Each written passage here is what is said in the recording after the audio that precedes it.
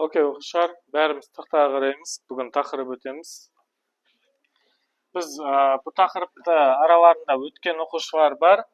Және қазір сол тақырыпты толықтай өтіп үйреніп шығатын боламыз. Өйткені кейбір оқушылар сол тақырыптың тек бір бөлігін ғана өткен. Енді бүгін соны полный ақырына дейін үйреніп шығатын боламыз. Келістік пе? Сонымен бірінші орында бір нәрсеге қарауымыз керек. Мінекей тақтаға қарайық бәріміз. Сонымен біз бүгін to be деген тақырыпты өтеміз. To be-ді мен ойлаймын, что барлықтарың білесіңдер, иә.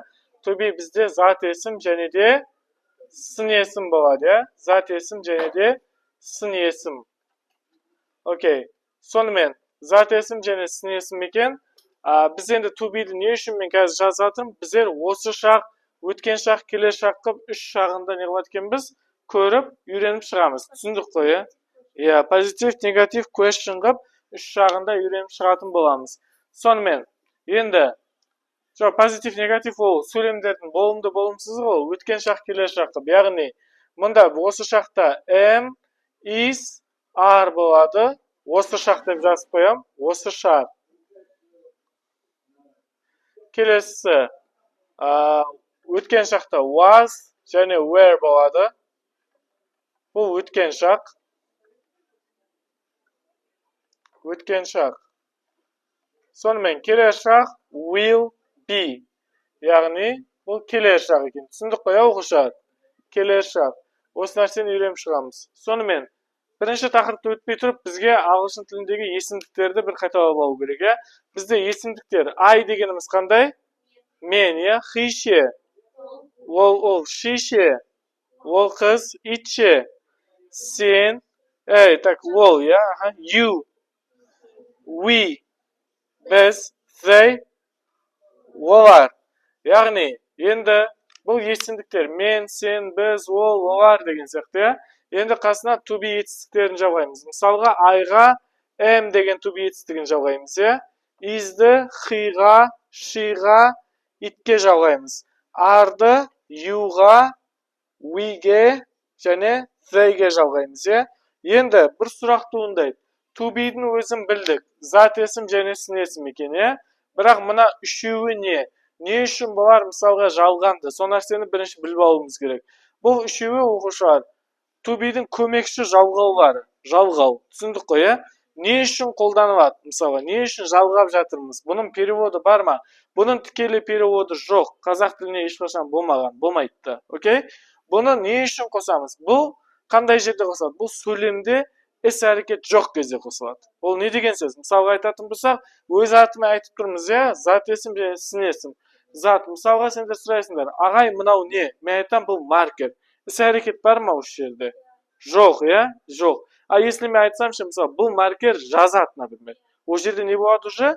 Іс әрекет болады, дұрыс па? Ол жерде қоса алмаймыз. Ал бұл жерде тек қана не қылып жатырмыз? Бұл маркер деп жатырмыз, Мысалға сендер сұрайсыңдар, ағай, сіздің жаңа офисіңіз қандай дейсіңдер? Мен айтам, біздің жаңа офисіміз үлкен деймін. Іс әрекет бар ма?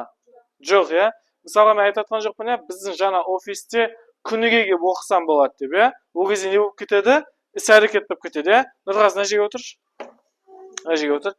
Іс әрекет болып кетеді, Ал бұл жерде не болып жатыр? Іс әрекет емес, тек қана нені шығарып жатыр? Сын есім мен зат есім шығарып жатыр, Бұл не? Маркер деген сияқты, Нұрғаз қарап отырамыз.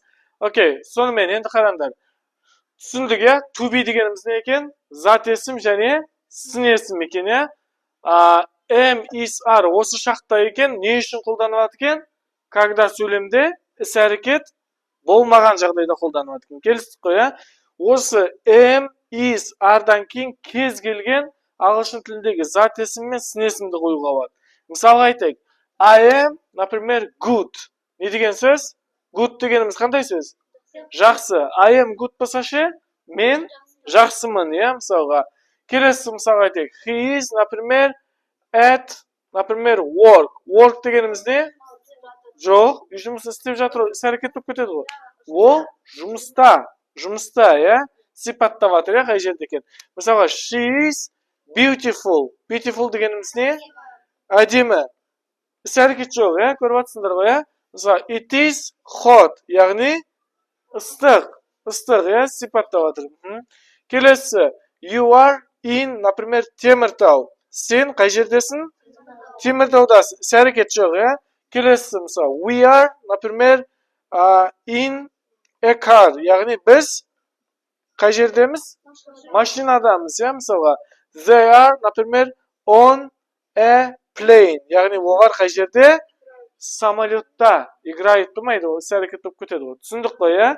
Сонымен, to be деген зат есім сын екен, осы шақта қандай етістіктер бар екен? Жауабы am, is, are. Am қандай жерге қолданылады екен?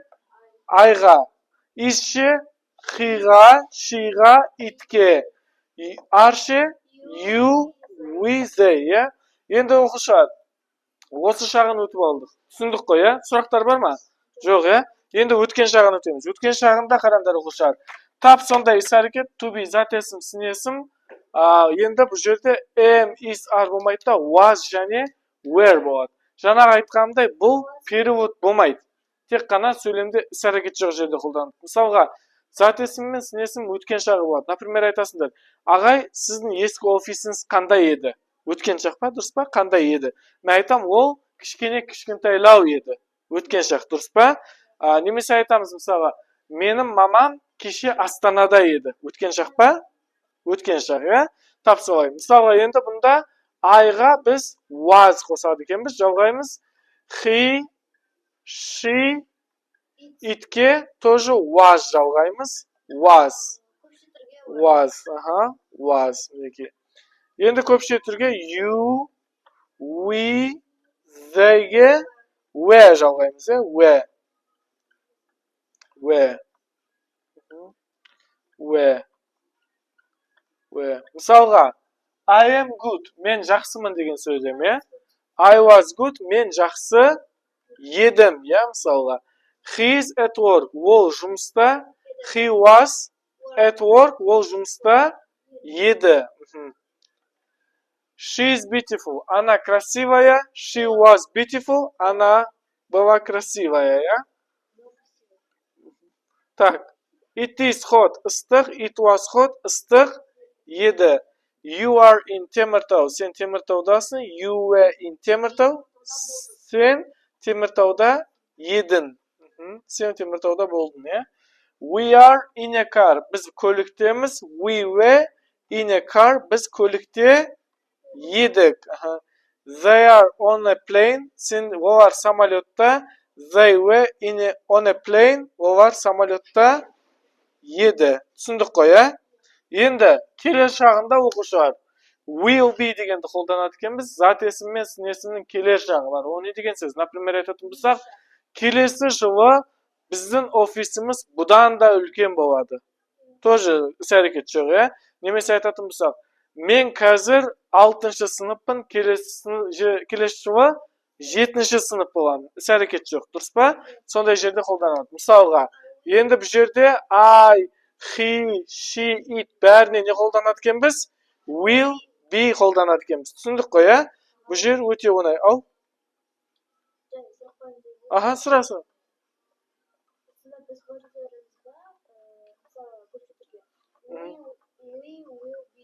Иә. Мінекей оқушылар.